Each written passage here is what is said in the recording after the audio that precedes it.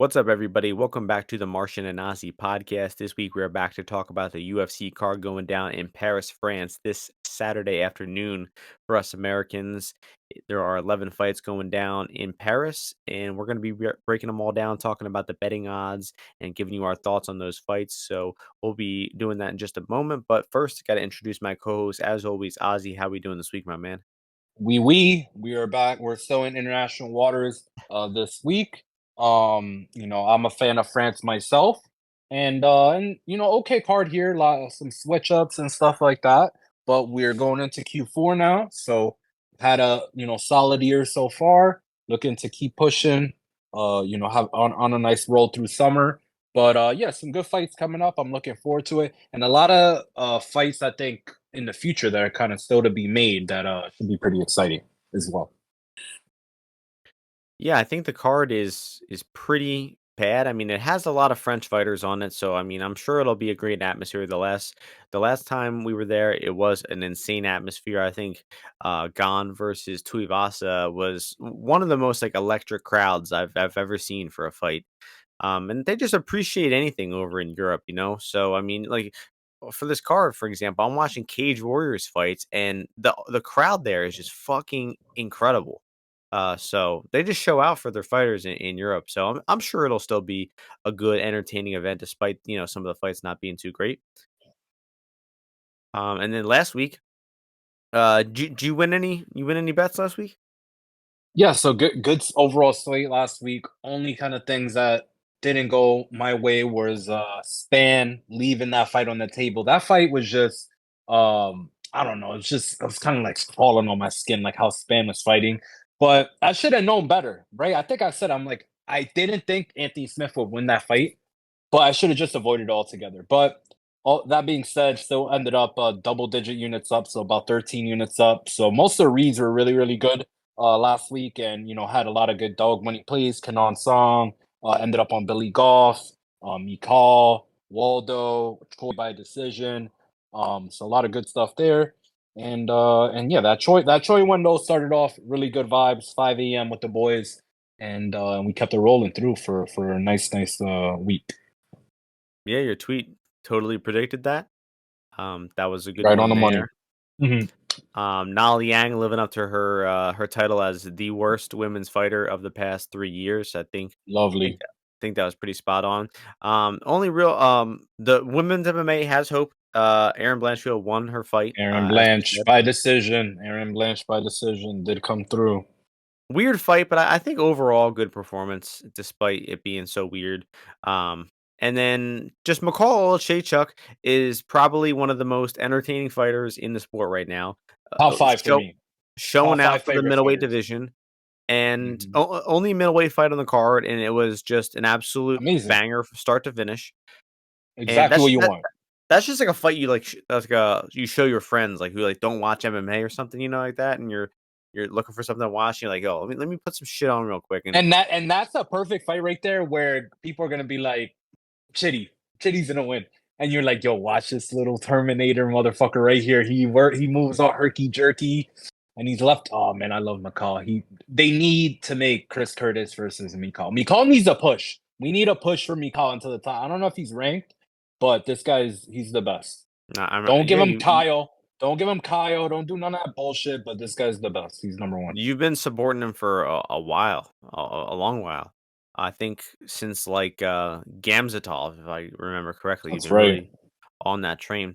So enough about. Oh, and then, well, I guess last thing we'll say, Max Holloway destruction. I mean, that fight was pretty pointless and cruel. Everyone seemed like so happy for Chan Sung Jung afterwards, and like, oh, such a great career. Like me, the guy got Mm. his brain absolutely scrambled in the fight, I told and you he's gonna get knocked out. I you told you. did that, and that was probably one of your most concise and accurate breakdowns ever. It was, I think, 35 seconds, and you predicted Max would knock him out, and came through. So you were on fire last week. Let's keep it rolling into this week. It was the first event of Let's. Virgo season. Small win Mm. for me on track bets, 0.69 units. So small profit there, and we're gonna parlay that into this week. So we got 11 fights. And we're going to be starting it off in a women's catchweight fight. Zara Fairn taking on Jacqueline Cavalcanti. Odds for this one have Cavalcanti minus 350, Fairn plus 285. So I decided not to look into this one. I'm not going to be laying juice on a women's debut fighter at this price. I'm not interested in betting on Fairn at all. The only way I could see looking into this one is on the props of some sort. But I just don't want to be in any situation where I lose money on a Zara Fairn fight. That just seems like it outweighs the possibility of winning a bet here. No matter if I lose on a bet on this fight, that's just a bad way to start your afternoon on Saturday. So no dollars being wagered on this one for me. I'll go Cavalcanti by decision. But what are your thoughts here? I see. Awesome. Yeah, so I do have a wager on this fight. I'll keep it short. Obviously Zara Farron, she did her thing in her last fight. She lost, but she was fighting tooth and nail against Nunes. That fight was I guess that was in where was that? Where did that fight take place? That was in London or was I that don't in know. France this year? Whatever, it Smart doesn't matter. plug, Nunes. Yeah, it It doesn't was in matter. Brazil. Oh, was that or early in the year. Okay, yeah, got it. Um yes, okay. Anyway, so now they gave her this hometown fight. I think she will probably do similar things that she did in that fight. Obviously this lady's like 38, 39. But what I think is that she's going down to this 140 pound division, whatever. But Jacqueline, I think she had fights at 125 before. So basically what I'm saying is I think it's gonna be hard for Jacqueline to necessarily knock Zara out, land crazy shots. Maybe the submission, maybe I don't know too much about her ground game all that much. So what I'm telling you is I'm taking this fight to go over, to go the distance. Jacqueline by decision, any and all of those I will advocate for. Hopefully, like last fight event, we started off with a nice decision win and we pick up three different set of bags. All close to plus money. So that is our strategy fight It wise. would probably have to be like a ground and pound TKO of some sort, which has Something like happened to that, yeah. Farron, but um, enough about that one. Men's bantamweight division, great fight. Probably deserves to be higher on the card, but no Frenchman in this one. Farid Basharat taking on Rodrigues, and the odds for this one have Basharat minus 350, Rodriguez plus 285. Same exact odds as the first fight, but this is way more competitive to me. So let's hear your thoughts to start this one off. Yeah, cool fight here. Clidston's moving up to 135. And this is a competitive fight between two guys. So obviously you see the 285 number on Clidston, you kind of are definitely intrigued. I feel like there is definitely a lot of information on the Bashrats available and out there. And it says that they're well rounded, they got great gas tanks, they're very cerebral, they're training with the literally the best guys. So any guys at that weight class that are training in that Las Vegas area are Training definitely with getting Tim in work, Kwamba. training with Tim Kwambo. So, but obviously they're all getting work in with the Bashar brothers. The Bashar brothers are very active. They're all over the place. And so I think it's gonna be a tough fight for Clifton just for the introduction into the weight class. He's a young guy as well still, so I'm not sure. Like, I don't think he's at his peak yet, so just because he's gonna lose this fight, I think, like, it's like a two-sided, like a two-sided blade right there because you see Clidson and you're like, "Hey, this guy, his potential is, like, so up here, and, that's why he shouldn't be, this price." But I think it's gonna take this guy he's only got 10 fights, similar to exact the same to what's his name to Bashrat, but he's been kind of inactive. Some of his fights are like kind of quick. Some of his fights are like that CJ Vergara fight where he's not dominating the whole time. So point is, I think early round one could be competitive, but I feel like I'd be looking for a live price if Clifton has any um success at all. So with that being said, I think that Bashrat will win, but I do not like any props really. I was thinking the Bashrat props late, but they're not. I mean, they're pretty poorly priced to go against a guy who does have good potential like Clipson. Pass fight for me, but should be entertaining. Yeah, good fight here. I'm looking forward to this one a lot. And I'm pretty high on both guys. I think that Farid is a little more proven of the two, but both still have a good amount of questions. I think, Fareed, like, we just know a lot more about him. So I understand him being the favorite. I understand him being a decent favorite, but where it's at now at over 75%, I think is a little too far. And I think they're underrating cleats in here. So first of all, he's moving up, like Ozzy said. That should be a good thing for him because he struggled to make weight several times in a row at 125. The Vergara fight definitely seemed like he gasped pretty hard in that one. But he still came back and won the third round and arguably should have won that decision. So even in a bad fight where he did gas out to a really good cardio fighter in CJ Vergara, he still had an argument to win that fight. And I just think that the market's underrating him here a bit. I mean, he is a bigger dog in this fight than he was to Tatsuru Taira, who we know the market is loving lately. And I just think that Fareed only covers this price if he gets easy and frequent takedowns. If this fight stays standing, I do not think there's much of a chance at all that Fareed looks 77%. I mean, I think it's going to be really competitive, maybe even the advantage for Cleaton on the feet. I mean, he throws hard, he's crisp with all of his strikes. Could even have the speed advantage here, considering he's the one coming up in weight. He puts his ass into it. Love to see that. A good observation. And Mhm. Fareed's takedowns, they seem good. His top game seems good, but it's not like he's, absolutely smashing guys on top. He lands a little ground and pound, but I think he's mostly looking to hold top position. And you saw that in the Blackshear fight. All 3 rounds of that fight really competitive. He got takedowns in all 3 rounds. Uh, Blackshear stood up one time. Blackshear got his own takedown one time. Blackshear put him in a triangle. Now, Blackshear is a good grappler. I would say far more proven than Rodriguez, but I just didn't see anything super dominant from Fareed's top game in that fight. So even if he's getting the takedowns here, I don't think he's going to be automatically looking like this minus 350 price. So I think it's getting out of hand. Small bet on cleats and warranted. And I do think that this goes the distance a little more often than the odds suggest at minus 160. So the GTD here does seem good, and I believe a small bet on Cleatson as well. That's going to move us along to another bantamweight fight. This time in the women's division, we have Nora Cornolle taking on Jocelyn Edwards. Odds for this one have a near pick'em. Cornolle minus 111, Edwards minus 109. 2-way action on this fight here. Yeah, start this one off, Martian. Go ahead. Yeah, Go yeah. I'm, ahead, I'm gonna boy. keep it. I'm gonna keep it short, just like the last women's fight. But I don't want. accurate, but accurate. Keep Yeah, it yeah. short but I accurate. don't wanna be in a position to lose money on Jocelyn Edwards. I don't. Mm. She's, I think, quite frankly, horrible. I really do. I think that she's fairly athletic for a woman, but I More just think athletic her than you you? I just think no, not that far. Remember her thighs, though? Remember that we talked about her thighs in detail one time, Pause. and I don't know what you're talking about. oh, it's up there, it's up there. I'm sure someone will pull up the footage. So I mean, Edwards, her UFC wins are seriously so bottom of the barrel. Her best win is Ji-Yeon Kim.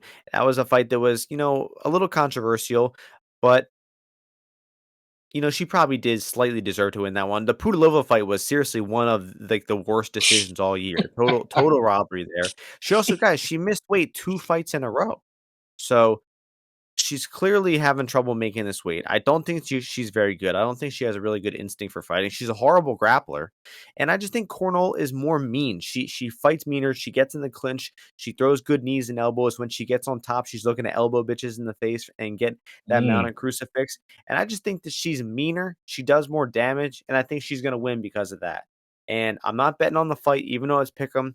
Not gonna pick a side. Not a great fight to pick a side on, guys. Not a great fight. Not a great pick 'em. Yeah, yeah. What about the Yeah. total, Martian? Do you have an opinion on the total? No. No opinion on the total, and that'll do it. I'll pass it over. The listeners want to know, Martian. Come on, you sounded like you The saw a lot of Nora footage, bro. No. What's the side on the I well mean, on they're women, so the over has to be the side, but I'm well not I'm advising no dollars wagered on the fight, unless it's a live bet, that's different. okay, cool. All right, well that's interesting. I didn't really look at this fight, guys. I'm not gonna lie to you, but my opinion on the total was that Nora, she really hasn't had too many overall MMA fights. She's very inexperienced, right? This is her UFC debut. And obviously not very unproven, but Jocelyn's fights, a lot of them devolve into they're wars in the sense of like women's MMA. Like, she's throwing a lot of strikes, the other girl's throwing a lot of strikes. Like, they're trying to hit each other, but they're both ineffective. But like Nora really hasn't been in fights like that. And then also Jocelyn really hasn't been in fights where, for example, like Martian saying, um, she was fighting a mean girl who's hitting her with elbows. Like, she fought Jay what's the girl's name? Jessica Rose Clark. And obviously Jessica Rose Clark doesn't do anything. So Dominated I her kind though. of yeah, she did, I'm saying, but she didn't try to, do really try bust her up or anything, go for submissions, anything No, like that. totally So held on. totally held on. So I like the fight to go under, Mm. which seldomly the women's fights go under, but I will wait for this price to inflate, and I maybe I'm gonna join on the under because there's only people gonna bet the ghost this. Yeah. I just I feel like maybe you're right. I mean, maybe Jocelyn, where she's like so rubbery and shit.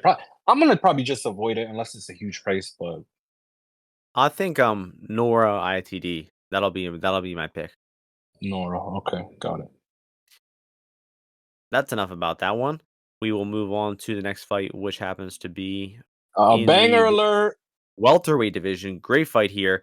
The return of Reese-McKee to the UFC, taking on Ange Loosa. Odds for this one have Loosa favored -170, Reese-McKee +145. Your turn to start this one off. Lovely fight. I like this one. Nice and situated too.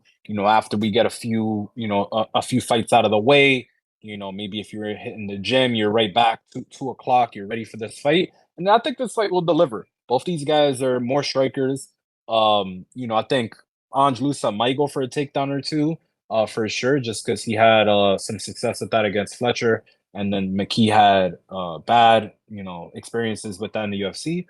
But McKee, he has some tough fights in UFC, and he's still pretty young. I mean, you know how old he is right away because he's got that shit tatted on his chest. But they are up next, Martian. They are up next, and I do have a bet on Reese McKee. I have my +152, and I take this fight extensively. And the reason I came to this conclusion is I think Angelusa is just getting overrated here. Now, I was on him in his last fight against Fletcher. And he was plus money there, if I remember correctly. He was like plus 140, 150, something like that. Um, and he just fighting a little midget, Fletcher, that had cardio problems, right? He looked okay in that fight, overall, but I didn't really see any skills that I thought were anything, one, that I didn't know about beforehand, or two, I think that translate a lot of times to other stylistic matchups. So I think Fletcher there, guy's got T-Rex arms. After he couldn't finish him in that second round, was obviously gassed. I heard someone say, "Oh, Angelusa, uh, he'll have the grappling advantage over Reese McKee." Blah blah blah. He took this guy Fletcher down, yada yada. Well, in the third round, where he got most of his control time and how he sealed the fight, it was actually Fletcher went in for a takedown. Angelusa just sprawled. And then basically, Fletcher, couldn't get back up. Like Angelusa just spun around a little bit, and Fletcher just went to his back, and he just held. Fletcher didn't do anything to try to get up, so he kind of conceded the fight, very easily. Reese McKee, on the other hand, I think has pretty good cardio overall. His last fight in Cage Warriors, even though it was against the older guy, went into the fourth round. Like that or not, I like that he's got rounds under his belt. And overall, I think just his jab, his length, I think that should cause Angelus some problems in the in between points. From my opinion, when he was fighting against Fletcher, it was a lot of single shots. He had a big reach advantage there and speed advantage. I would say against Fletcher, at least with the reflexes, and he was able to poke single right hands at him all the time, throw jabs at him a lot. And I think people act like because he's a kickboxer or with Henry Hooft that he's like a really good kicker and stuff. I don't really think that's the case. Reese McKee, I think, probably has the leg kick advantage. So I think if he doesn't get stuck on the ground, which I don't think he will, I think he's got a decent amount of advantages here. And I don't think he should be the favorite, but I think this line should be more like plus maybe like 115 on Reese McKee, maybe 110. So much closer to pick up fight. So at plus 152, ended up putting a little bit more than a unit on him. And I think I might double up on it, honestly. But I feel good that this fight will look like Reese McKee will look like a good bet for most of this fight. Unless he gets starched with a big punch, I think he should look good in this fight. Yeah, I think that's Pretty accurate. A lot of what you said, I think being just a smaller dog here makes sense for Reese.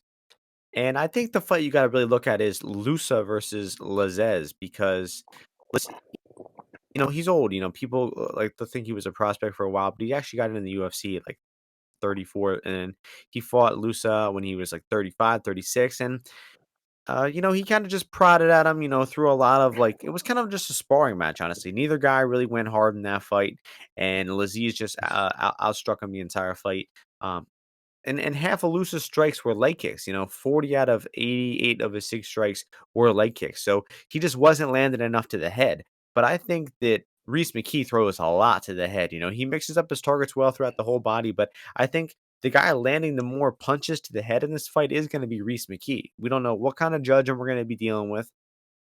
I would imagine the crowd would be slightly in favor of Reese-McKee here, but you never know. Both guys are European. You could see it either way. I just think that Reese, being the Cage Warriors fighter, making his name over there a little bit, I think the crowd will be behind him a little more. What was his last fight in France as well, too? Not that No, I that think I matters. was in UK. Okay, yeah, not that it matters a whole lot, but I agree with Ozzy here that Reese is the side. It's likely going to be a high intensity striking war here. I could see either guy finishing each other. I think it's a little more likely to come on the Lusa side because he is the bigger singular puncher of the two. McKee kind of wears you down with his volume over time. So it's going to be a really high pace fight. See the under looking good, but I think it'll probably be, and I think you might actually, steal this one. So, his decision line plus 350. Uh, that's a good way to play him in addition to the money line. So I think Ozzy's on the right track here. Good matchup, man. I like this for Reese coming back into the UFC, and I'm glad they're bringing him back. He had a tough first run, and we're going to be dropping down to the bantamweight division next. Taylor Lapilus taking on Callan-Loughran. The odds for this one have Lapilus minus 155, Loughran plus 135. A fight that was kind of thrown together last minute here. These guys are both supposed to have different opponents. Lapilus was supposed to fight Gafarov, and Loughran was supposed to fight Ghemmouri, right? Ghemmouri couldn't make the weight. They had to shuffle some things around. But this is going to be a fun one. I think you got the more technical, cerebral guy in Lapilus who likes the fight to be clean. He's a southpaw striker. He's got nice jabs and body kicks. And then Loughran, who's more of a brawler, who just gets in your face, pressures you, strings together combinations, and mixes in takedowns pretty often as well. I think we've seen good things from his offensive grappling. It's against European competitions. So you hold it too highly, but I just think that with Loughran pushing a high pace here, with likely looking to hit some takedowns, I think he's got more upside to win this fight clearly. I think Lapilus could, have a decision that leaves it up in the air a little bit here. But he's fought good in his career in the UFC, which is nothing new to him. I mean, he was 3-1 in the UFC too, guys. Before he got cut for so, good competitive fight here despite being thrown together on a week's notice. I don't know. There's a whole lot less up in the air about, or a whole lot more up in the air, excuse me, about Log. But I think this guy, he fights hard, and I think he's going to bring it as the underdog here. So I wouldn't want to lay juice on this. Maybe look for Lapilus live if you see the Logran's, see how his pressure is working before getting involved in this one. What are your thoughts here? Yeah, it's an interesting fight. I don't have a great read on it overall. Kowlon or Log. Say it again. How do you say Logran. his name? Say it again. Logran. Logran. Logren. But Yeah. that's So my own pronunciation, by the way. sounds good. Logren. I've seen a bunch of his fights as they have come up. So I think the first fight that I saw is against that Festus guy, and I was like, all right, this guy's kind of serious. Like he definitely had a lot of pressure there. Then the next two guys that he beat, Luke Shanks and the Dylan guy. I mean, these guys are all on a kind of like a round robin over there between that these guys. Sam Creasy, fucking Hadley fought a few of these guys. Um, Michelle, whatever, Macanoni, a bunch of these guys are just in a little round robin, and it's kind of hard, honestly, to put your finger on like what the deal is with all of them in regards to their grappling ability, because um, for example, Jake Hadley wrestle fucked Luke Shanks. bad for like 5 rounds. And then this guy, Kalon, wrestle fucked Luke Shanks or and finished him. But obviously, we know Jake Hadley got wrestle fucked in the UFC, right? So you see, and you follow me, and all these guys are like the same age, right? These guys are all like 27, 28. So the conclusion is that British, UK, European wrestling is still horrible. So, and now we're looking at the fight here. So the fight is over 2.5 minus 205, right?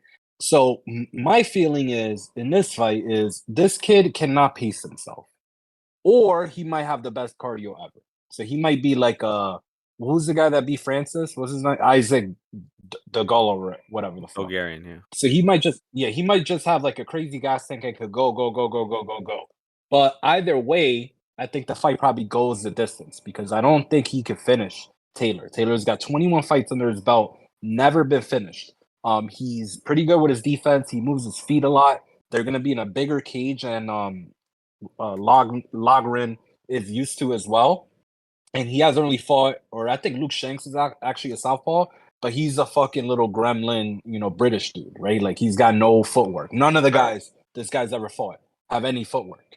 So all of this leads me to want to play Taylor a bit, but I probably avoid it and maybe try to get either round 3 decision line on Taylor and maybe play like that if I was to play this fight, which I kind of do because I kind of want action. So Yeah, I mean, you mentioned the there you GT. go. I mean, I'm seeing over 2.5 minus 205. I don't know, man. I think he's gonna Yeah. bang. I think I'd rather go under at that price. Maybe I'll even get involved because I could see, like I was saying with Loughran's gonna come out with that crazy pressure, and he's either gonna make something happen himself or he's gonna start to get tagged and countered. So I think I'm gonna bet the under plus 165. That seems good to me. Let her rip. Very rare under 2.5 for the Martian. Neither's ever been finished. Let's rip it under.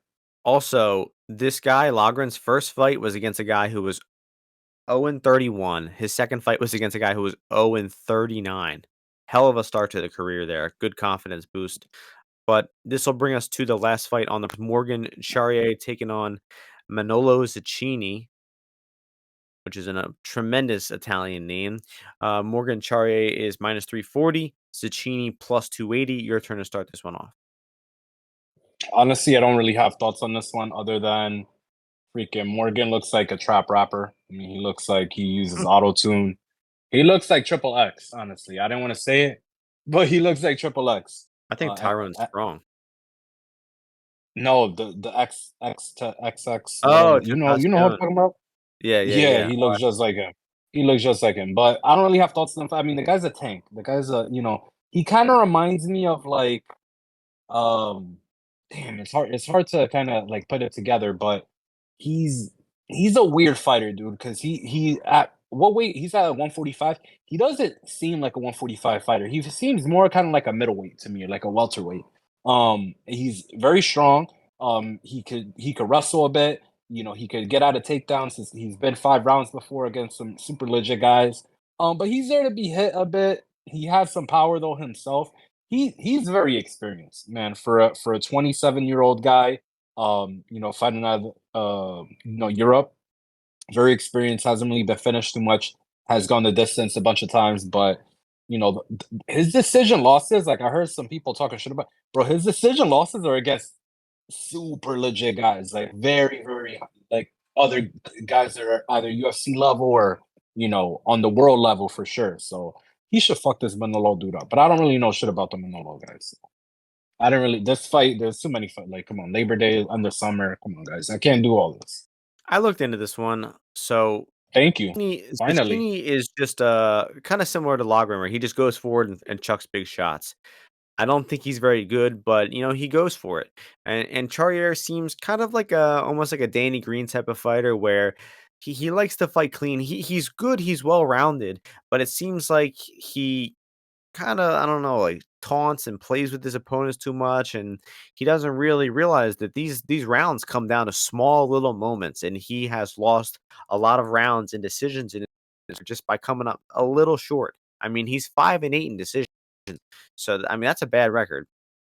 And, they're good opponents, like, they're some of the better opponents in Cage Warriors, but just, fights that he's had a few split decision wins himself too that went his way, draws. This guy's gotten a lot of 10-8 rounds, majority decisions. So I don't know. I think a lot of weird stuff happens in this guy's fights. I think he will win. He is the deserving favorite, but minus 340 cannot get at all.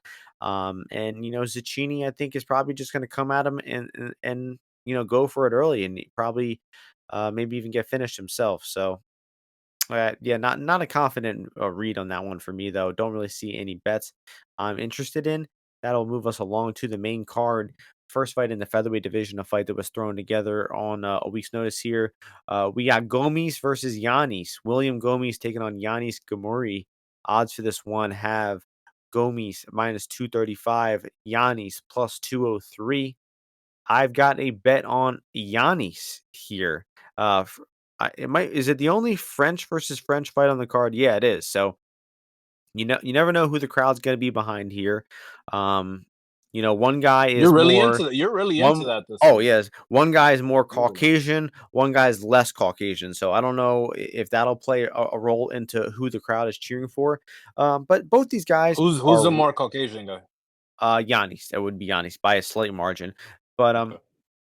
the striking here is going to be really low volume. Gomis in his 2 UFC fights both went the distance. He landed like 27 strikes and 32 strikes over those 15 minutes. So the guy's averaging like 2 strikes per minute over a 2-fight sample size. So the guy just doesn't throw. He does not throw on the feet. His whole game is jab, jab, get inside, body lock, takedown. Yanis is kind of the same way. He really is. He stands really flat-footed. He hand fights, he throws jabs, and then he looks to take guys down. I actually was a little more impressed with Giannis's top game than I was Gomis. I don't think Gomis does much on top at all. I think he's a total lay-in prayer. And I think that Giannis, I've seen good things. He gets top half guard. He knows how to control opponents, keep them down, not do too much on the feet. And I really think this fight's going to come down to who can land their takedowns because on the feet, neither guy's going to separate from one another. And I think whoever ends up on top here more often is going to win. So the fact that Gomis, you got to lay 70% juice on Gomis, who is such a mediocre, low margin fighter. Gomis is Hell a no. fucking fraud, bro. Say There it. we go. Tell the fucking listeners the truth, Martian. What are you doing? Well, he beat He our can't even boy, make the weight. fire marshal. He He can't beat the even make fire weight. marshal, bro. Exactly. He almost got his head elbowed in at the fucking end. That was So bad, yeah. Gomis is a fucking fraud. The only thing he's got going for him is that he's a Gemini. Okay, that's the and a 73-inch reach, bro. He trains at Fernan Lopez, so you know what how they're gonna fight, bro. They're circling, they're throwing a fucking kick, they're throwing a jab cross, they're gonna hug the fuck out of you, and then he's gonna try to hit a trip takedown. We were fading him with Lucas Almeida. Lucas Almeida is gonna bust his ass up. You saw Jarno Aarons last week. He sucks. He's terrible. So I mean, if you looked at any of his fights, the Jose Marcos fight, I mean, both these guys, funny enough, were in like Aries and all those kinds of things, right? UAE Warriors, right? These are from like when I'm describing stuff over here, where, for example, when I was like Joe Selecki versus Jared Gordon, I was like, that's a fucking CFFC fight, motherfuckers. That's a regional, King of Jersey fight. Like, what would be the odds if they're fighting CFFC? Same shit for this fight. This guy is moving up from 135, but he used to fight at 145. But they're giving us 210, 205 on this motherfucker. I already bet him at like 225, but they're giving us that on this guy. There's no way this William Gomis guy, if he was plucked into Aries FC right now, after what we saw his ass doing his UFC fights, will we take him and be like, hey, this guy, the freaking goes the distance, so the over is minus 240, and his ass is minus 240. So you might as well fucking play the over if you have any interest in this motherfucker Gomis. But I'm gonna be riding with you, and we're taking the underdog here, and we're gonna cash that ticket. What is the So eat it. total? It's Heavily two and a juiced. half minus 240. It's the same Accurate. price as the money line for Gomis. Accurate. Yeah, we should Uh, probably not get greedy and we just play the over, right? no, you gotta lay I don't Oh, wanna lay that because that yeah. is like you said, That's what she said. That's what the she said. fraud Gomis could lay an egg and get finished. So just easy fade on Gomis minus 200. And that's going to move us along to a highly anticipated bout. A lot of the cappers are talking about this one. Personally, no interest in this one. but it'll be a lot of guys got a lot riding on this one. Spit it out, Martian. Light heavyweight division, Volkan Oezdemir, Bogdan Guskov. Odds for this one, Oezdemir -175, Guskov +150. Let's hear your thoughts on the debutant Guskov, who to me looks like Anthony Smith combined with NoHo Hank from the TV show Barry. A little bit Nice. of a niche Love that reference. show. Love it. Yes. You see Barry, it? number one show of the last few years. Agreed. One of one. One of So the your turn to best. start. You want your Yes. turn to start off. Yes, I love Barry though. I love Barry.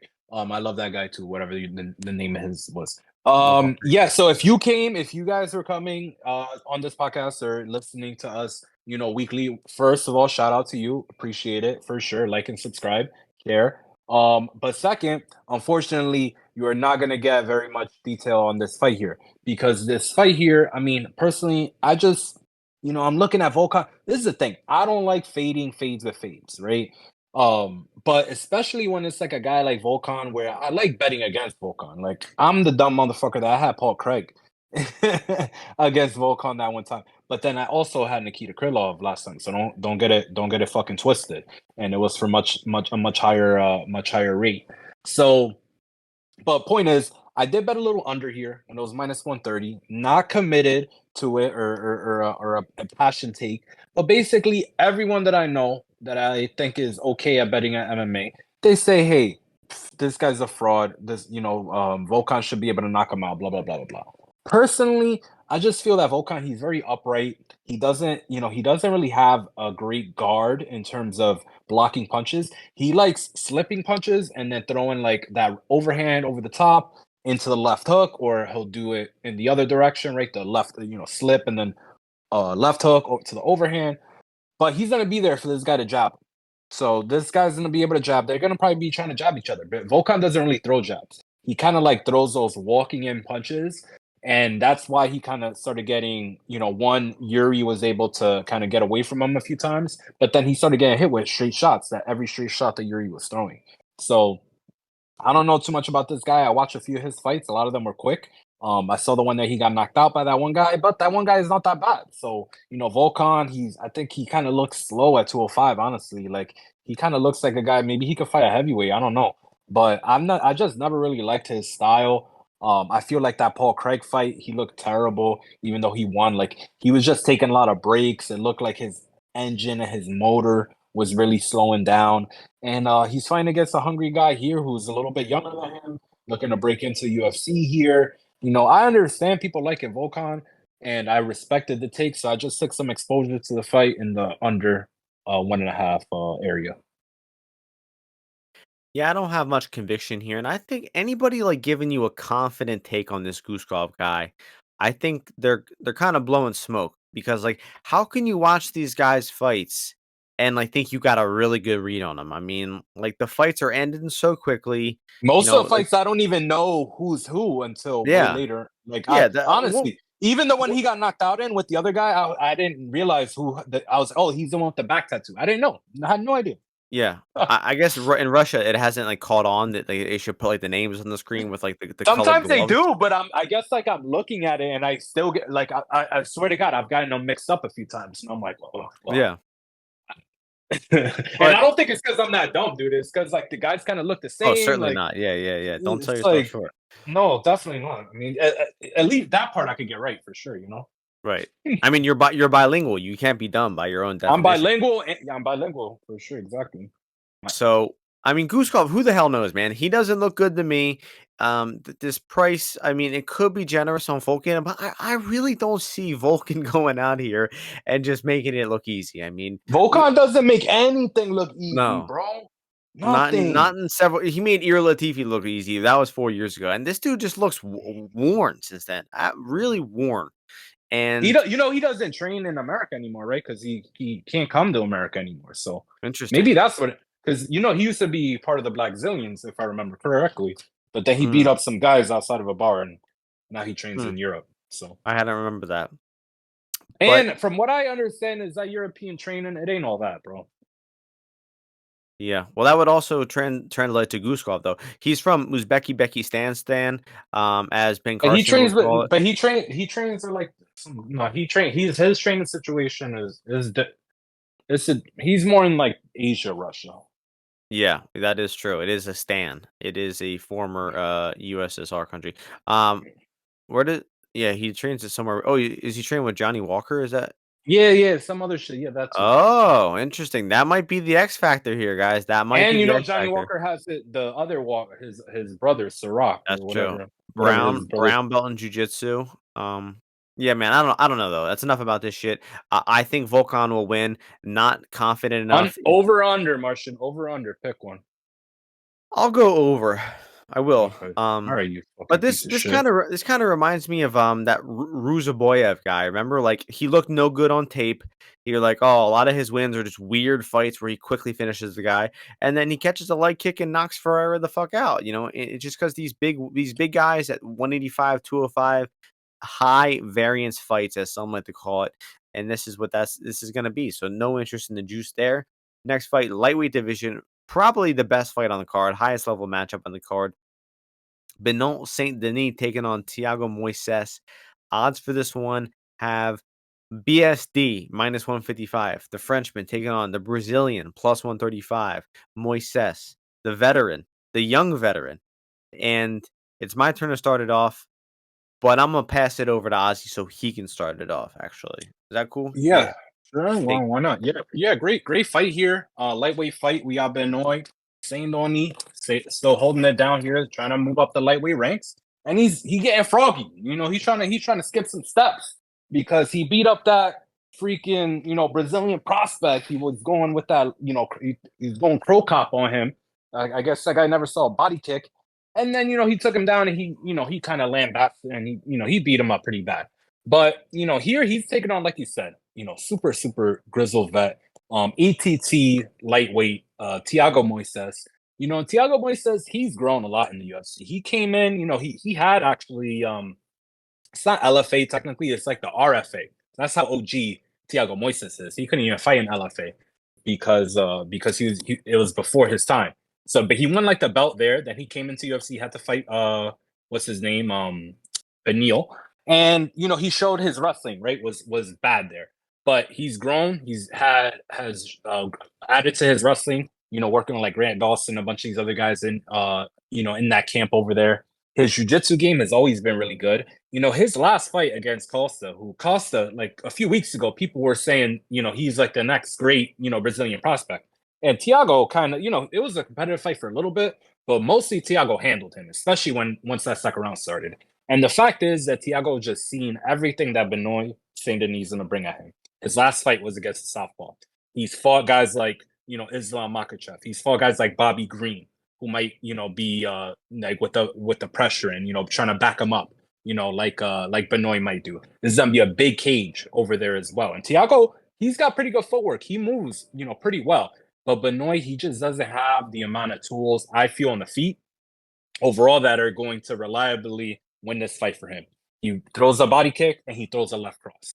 That's pretty much it. He doesn't really look to counter. You never really see him catch and throw back, anything like that, which stuff that Thiago does, pretty well, in my opinion. Could Thiago get caught with the left hand? Definitely, for sure. I would say his boxing defense sometimes is maybe what is lacking for him a few times, but his wrestling is very good. His defensive wrestling, I think, has improved a lot. And then defensively, jiu-jitsu wise, I think I don't think he's really getting submitted here. So I think these guys are pretty, I'm I'm gonna respect Saint Denis. I'm not gonna say that, Thiago Moises is way better than him, but I think Thiago Moises is better. And I think with the experience, that just puts him over the top. So I like Thiago Moises money line. And I like this fight to probably go over potentially. But I have more conviction, honestly, on the Thiago Moises side. I think people say that he's just going to fold and all these kinds of things. And obviously, the Joel Alvarez fight was a bad look. But Joel Alvarez is an awkward guy to fight sometimes for some people. And he doesn't have anything. Like Benoit Saint Denis, he doesn't really kick, throw those front kicks like Joel.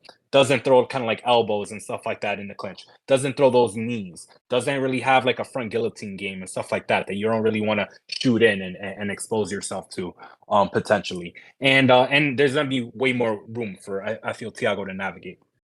So at plus 135, I think this price might go up. I honestly don't know which direction this line could go. But when I look at this fight, I really feel really like very, very good about Thiago Moises. You know, I respect the knee, but I mean, telling you, the guys that he's fought have not had those fundamental skills that Thiago Moises definitely does have, and should be able to be able to reverse and change the tempo of the fight at many points. So should be a very entertaining fight though.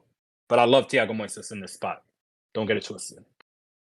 Yeah, this is a great fight. It is a fight that I think is really competitive. I do think Ozzy's probably on the right track, leaning with the dog. I'd much rather take Moises at the plus money here than laying the juice on Saint Denis. But I do think that the Saint Denis will present some problems early because he comes out so hard. He's spamming these left kicks, overhands, shooting takedowns, and I kind of question what Moises is going to do to stop that pressure because he knows Denis is going to come at him hard. What is his plan to deal with this pressure? Because I think that if he tries to skirt around the cage and use his movement, I don't think it's going to go too well. I think he needs to tie the knee up, slow down the tempo, maybe look to hit his own takedown. And I think that's actually the right plan for Moises here because Moises' open space takedowns are not too good. He doesn't do the best job setting them up. He doesn't do the best job following through with those takedowns. But when he gets the fight in the clinch and he gets you against the cage, he's pretty good at mixing with the upper body clinch down to the takedown and getting you down to the floor. So he needs to tie the knee up, slow this tempo down. And I think that, the second and third round will favor Moises. The guy just knows how to work in fights better. He's actually, we know, won fights by decision. He's 6-4 in decisions, not the craziest record, but also fought guys. Benil Dariush, Damir Ismagulov. He's fought in so much higher level competition, and he's like I said in the start, he's a young veteran. I mean, this guy's been at the highest level, or at a very high level as a And he pro hasn't really taken a lot of damage in many for of these 10 years. fights. Yeah. Yeah, and He he doesn't take basically he got beat up in one fight in his career, and that's yeah. Joel Alvarez, which was a quick one too. So, like, he just got caught there. He got caught early, he got swarmed, he got finished. But we haven't really seen him take, like, a sustained beating, so, I think he's He's not fresh, dude. He is yeah, still he's not fresh. showing any signs of slowing down. I think he looked great in his past 2 fights.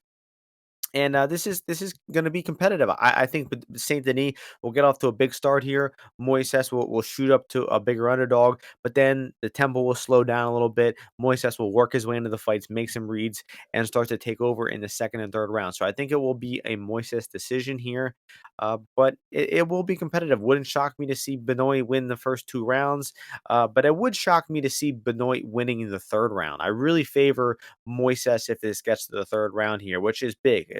Cardio advantage goes a long way. So, I think that, Ozzy's probably on the right track. Really, really good fight, though. Good matchmaking. And that's going to move us on to the co-main event. Women's flyweight division. Manon Fiorot taking on former champion Oezdemir-Guskov. Odds for this one have Manon minus 175, Namajunas plus 150. So, Rose going up in weight here. Going to be the smaller woman.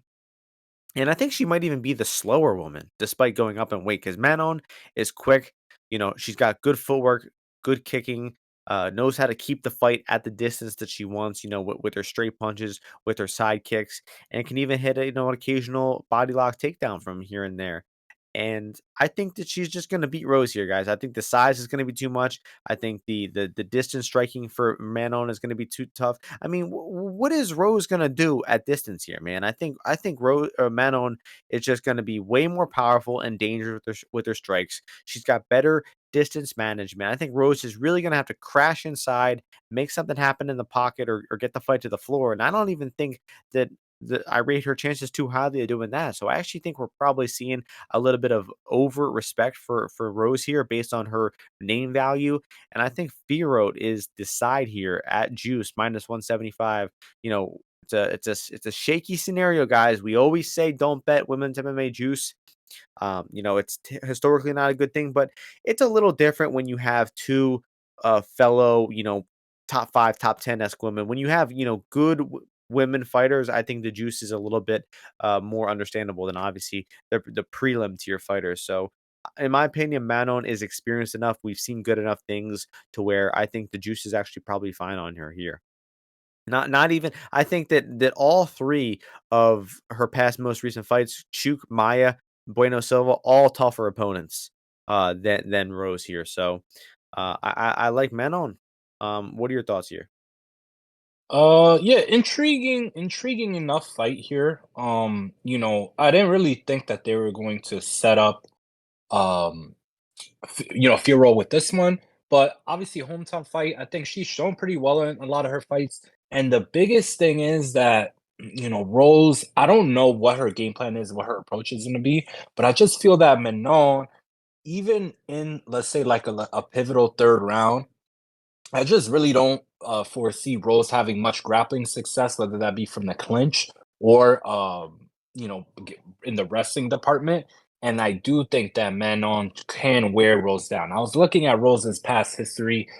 She's lost a lot of these third rounds, man. Even if you think that Wei Li fight, if that Wei Li fight was a 3-round fight, she loses. I think people, there's another, factor. They see Wei Li, what she's doing right now, and they kind of maybe are trying to kind of merge that with who Whaley was when she was fighting Rose, or how she performs when she's fighting Rose. I don't know what it is, but obviously a big difference, right? So I don't ever, I always try to make sure that I'm not making that mistake from, because a lot of these fighters do end up being on a somewhat similar schedule, right? Where you might see one person fight August 15th, and then you see the other motherfuckers fight August 29th. And then you kind of think, oh, well, this, and that. And no, I'm not trying, I'm not doing these A squared plus B squared. No, don't do that stuff, because that's what gets you in trouble. Um, it's much more about how styles work, how fighters evolve, and the position they are relative to each other in their career. And the fact is, when you look at the pool that Rose is fighting within, she really hasn't been fighting a lot of girls that pose problems like Manon does. Southpaw, very aggressive, will come forward. Has I think her cardio has looked really good, right? She's got a lot of UFC rounds under her belt at this point. And she, Rose hasn't fought in like 16 months. And, I think maybe a factor, right? I just described how Rose, not great cardio, right? In 3-round fights, right? Has lost multiple of the third rounds in a lot of her fights. And we saw her in her last fight not do shit in the whole fight. And I'm kind of thinking that she remembered, now I'm kind of, when I'm looking back at it, she recognized that she lost to Wei Li, right? The first 3 rounds.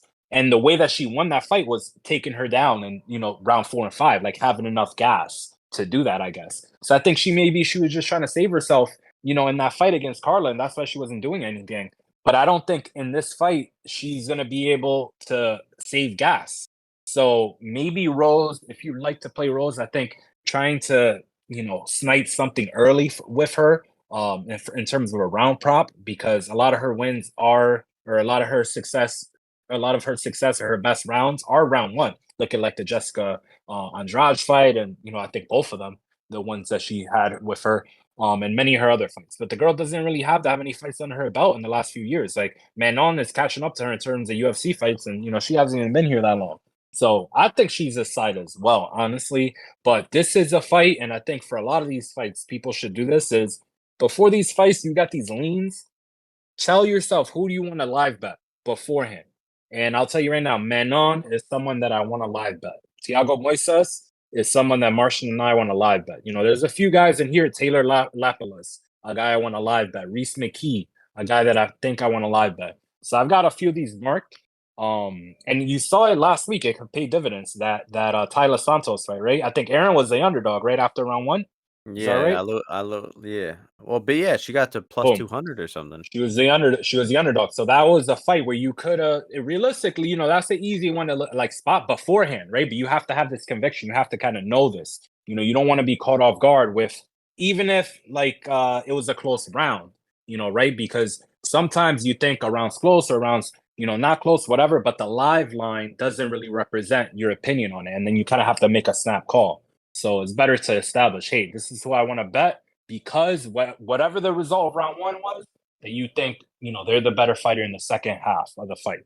So this is one of them, but I think I'm going to end up betting on Manon before the fight. But I respect Rose, but I just don't think that this is a good matchup for her overall. She's going to be able to beat girls at 125, but I don't think Manon. Manon is, I think, like similar to Valentina. So I think it's going to be a hard fight for her, Rose. Ozzy preaching that live betting philosophy right there. Some would charge you, a whole course to get that, but we're getting it right on the free podcast here. So take notes, everybody. Main event time, heavyweight fight. Cyril Gane, headliner for the second time in a row in Paris, taking on Serghei Spivak. Odds for this one: Gane minus 164, Spivak plus 144. France versus Moldova here, European No, showdown. you go, please. First, you go. You Okay, didn't know Spivak is your boy. Come on, you gotta he is. So set now, him up. first thing I got to talk about is Gane's last fight against John Jones was perhaps one of the most pathetic displays in a high level fight we've ever seen. Ever.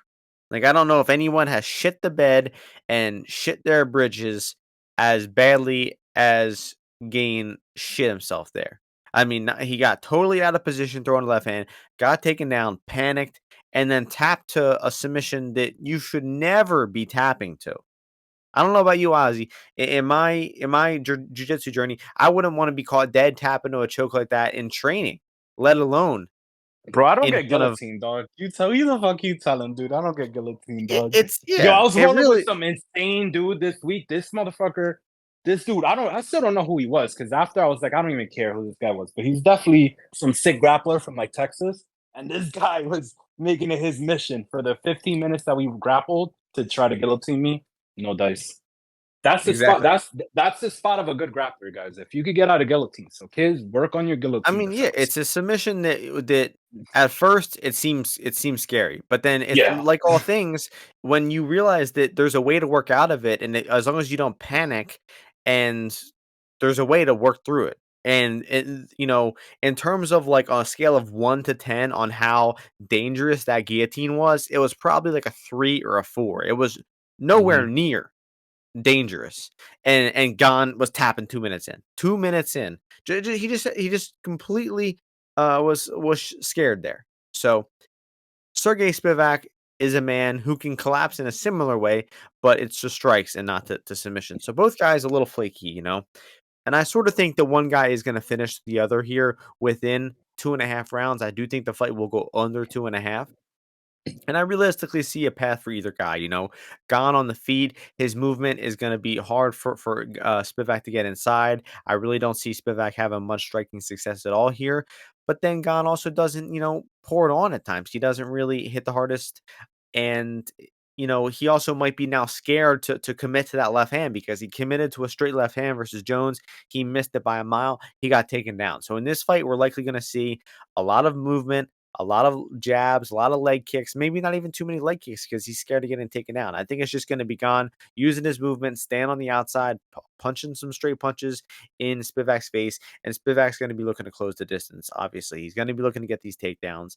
But to me, the fight comes down to is with how horrible Gane just looked against a wrestler and how quickly he tapped out there. I want no business laying juice on him against another wrestler. I'm not saying Serghei Spivak is the same level of wrestler or fighter as John Jones, but he's fighting a guy who wants to take the fight to the floor. And we just saw him fight terribly in that same type of stylistic matchup. So to me, this is like a prove it spot. Gane can get back on track here with the win. Maybe we'll look to bet him in his next fight or something. But this spot is going to be a no go. I think someone's getting finished. I think hopefully it'll be Spivak. And I have Martian, make no, a I pick. have no pick. I have no pick. That was my next thought. No, I have no, no, no, no gun to no, my head pick here. no. No You're under picking Spivak. No, under you two was and a talking. half. You was talking Under shit in the chats. no You was talking shit in the chats. You picked Spivak. Yes, you did. You picked No, Spivak, there's no motherfucker. pick. Yes, you There's no did. pick. You There's picked no Spivak. pick. So There's you're no telling me pick. you're picking a motherfucker right here that his last 3 fights. Let me tell you who he's beat, Martian. Greg Hardy, I'm not Augusto picking. Sakai, and Derek Lewis. That's who you're picking against Wait, Cyril Gane in but who's Paris. Who in is a a better 5-round heavyweight fight. who's a more That's who you're accomplished picking. fighter? Augusto Sakai or Cyril Gane? That's who you're picking, Martian. Who's a That's who you're more picking. accomplished MMA fighter? Well, Cyril Gane's been on headliner and posters, so he's more accomplished because he has headliner posters. Look at his merch. He He's got way sucks. more merch. He's got Gane way more sucks. merch. He's got way more. Ask Joey Coco. Does he? If he has any fucking Augusto Sakai merch, I guarantee you he doesn't, and I guarantee you he probably has some Gane merch. So that tells you I right don't there think who's so. more accomplished, motherfucker. I Where don't. you got your boy in Philly who lives 3 doors down is got Gane merchandise. All right. I'm So I asking. just told you the 3 guys that this guy just beat. And let me tell you, he had to take all these guys down multiple times. So even Augusto Sakai's fat, sloppy polar bear, not polar bear, because why am I disrespecting Spivak? Spivak's a polar bear. Freaking what's a piece of shit bear, a piece of shit animal? Anyways, Augusto Koala? Sakai, panda, panda. So dumbass panda, Augusto Sakai, even he was getting up kind of. And freaking Gon is quick, dude. He's fast. And in those big this guy's only been fighting in Apex cages, dog. They don't let him out the Apex. I guess the Greg Hardy fight wasn't. But dude, he got so lucky in that Greg Hardy fight. The Greg Hardy just ran up to him, dude. He was like, "Hip toss me, dude. Can you?" It was like a freaking I'm gonna a high call that school lucky. it was like a high school talent show, bro. You ever Uh, like the guy was like, Joey Coco has no Gone merchandise. all right, well, ask him what's more expensive on the open market, like the exclusivity of the low inventory that there could be of Serghei Spivak merch, or whatever the fuck people buy of gone. Anyway, Ozzy stop distracting me. Is Gone a good MMA fighter? Yeah, he's good, man. This guy's solid, dude. He's great. I like Serial Gone. And I think he's gonna fuck up this dude, what's it called? Polar Bear. Because this guy just can't take punches, dude. And like he just gets hit and he's gonna go down, dude. Look at all his other fights. Like he didn't get That's hit. probably true. Any fight where he got hit by someone real, like except for Tuivasa. Tuivasa is the one where he was able to survive. I just don't like Sergey Spivak, dude. But I don't want to lose on Gone because I had him against Francis. So Yeah, and you also had Derek Lewis against him, didn't you? no, I didn't. You Well, they doubted fought. him Maybe severely. was which. No, I think I might have taken Derek Lewis the first time when that shit went up to like plus 300 or whatever it was. But I don't think I ran it back. I might have. Who the fuck knows? But Spivak sucks, dude. This is what I'm trying to say. Look how he finished Derek Lewis. Like, it's not good transitions. Like, he's in like that bullshit. Why couldn't he arm triangle Derek Lewis there, dude? Come on. He didn't even Wait, get close. who? Spivak? Yeah. He did arm triangle him. No, he ground pounded him. No, he didn't, bro. I'm looking at it right now. I actually thought he did too, but rewatching it, I All was right, like, well, the whoa, first one. Well, he there arm was triangled him? one position before where he was trying that bullshit as arm triangle, and that shit didn't look good. But my point is that it's not like Cyril Gane like is like the John Jones is a menace, dude. He's like a fucking hyena, like a werewolf going after you to Yeah, grapple like you and 8 take you years down, ago. dude. But he's 84-inch reach, dude. He's swarming you. You can't get away from him. Dude, Sergey Spivak's kind of like reaching out, to do these dumbass little trips and shit. That's not real takedowns, dude. Like maybe it'll work on these non-nimble heavyweights, but Gon knows how to frame. He knows how to get clinches, how to get his, ties in, collar ties, tie clinch, get underhooks. Look when he fought what's his name? Obviously, this guy's not a grappler, but Volkov, when he was fighting Volkov, he was clinching with him, he was moving him in the clinch, backing him up. So it's not gonna take that many punches to knock this dude out. Like, come on. You saw what happened to Tuivasa, and this guy has terrible cardio. You saw him But the against thing Olenek? is but here's You the thing kidding though, me? the difference with Tuivasa is he could plant his feet and throw in that fight because he knew Tuivasa is not gonna take him down. I don't you think the possibility of Game being so terrified of a takedown Oh, that he's just gonna jab and no, run he's away? gonna I knock mean, this guy out. He's gonna knock this guy out. probably. He's gonna Probably, knock but this dude but out, laying bro. but are you laying juice? Probably. That's no good. Maybe. Minus That's or no good. minus 135 ITD. I think that Gon will win, but I think that he's not a smart bet. Not a Got long-term smart gone by return. gone by submission. What is it? Damn, only 10-1. Terrible. That is. All right, time for the FMK segment here. and I have my 3 for you. Okay, go Are ahead. we Here we go. Number 1, Oezdemir-Guskov. Number 2, Thiago Moises. Number 3, Cyril Gane. All money line. Gane minus 164, Moises plus 135, and McKee plus 145. It's easy. I'm gonna fuck Thiago Moises, because Thiago Moises, he's like, he's boys are my boy, Grant Dawson. Grant. So I know he knows what he's doing, especially when he gets on the ground. So I'm going with him. So I'm fucking him. I'm marrying Oezdemir-Guskov. We gotta get some pigment into that side of the world, and populate the world with better wrestlers and better jujitsu fighters. So that's what we need to do. That's what Brazil and the UK, they need to start trade.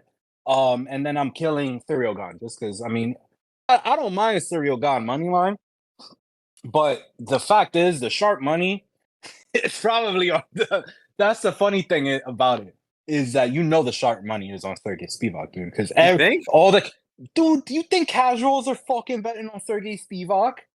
That's That true. line keeps going down, dude. I thought that line was gonna be like 220 for for Gane. It Just was because a I month just ago. feel I feel like, honestly, like, people will, like, know, like, to, oh man, speculative bet just on the grappler at heavyweight. But I doubt that many casuals are taking, Spivak's ground game don't look good, dude. That's the thing. He sucks. So anyway, all right, I Martian. believe in Spivak. I hate Spivak. I hate him. I hope he loses. But Okay, give it to me. Martian. All right, all right. So I'm gonna give you. You're gonna have Manon Fiorot money line minus 135. Whoa, Let's give. that's not our Or line. excuse me, 75. minus 175. Yeah, I misspoke. My bad. Don't get your pennies in a bunch. All right. I'm gonna give you Basharat ITD minus 105, and I'm gonna give you Taylor or the Loughran plus 130. So fuck Mary kill those three, Martian. I don't think that line for Bosch ITD is correct. You Or sure did I about say that? it? I meant the decision line. Sorry, it was minus 105. Oh, okay. See, I'm immediately noticing these discrepancies. And then the last one was Loughran. Wow, Loughran. this is a steaming pile of shit right here. Perfect. That's So what you deserve. we will marry the nice French lady with moles all over her face. Mm, You know that scene in Inglorious Bastards when, like, the first scene when, like, the milk farm, she reminds me of one of the daughters in that scene. Um, nice. She do was you ever definitely see grown. She was you ever definitely see grown that in a movie? lab. Yeah, but she once or twice. But she was definitely Fiorot was definitely grown in a lab, dude, for sure. Mhm. And then we will have to, well, fuck the Bash decision. That seems like the most likely outcome of the fight. So we'll do a little investment there, and then we'll kill the Irishman, uh, Colin Loughran. Wow, you're gonna kill the Irishman before you lay juice. You're gonna lay juice on this on a decision line before and kill the Irishman. Yeah, Okay, it seems like the minus EV outcome for Basharat. I think it will happen.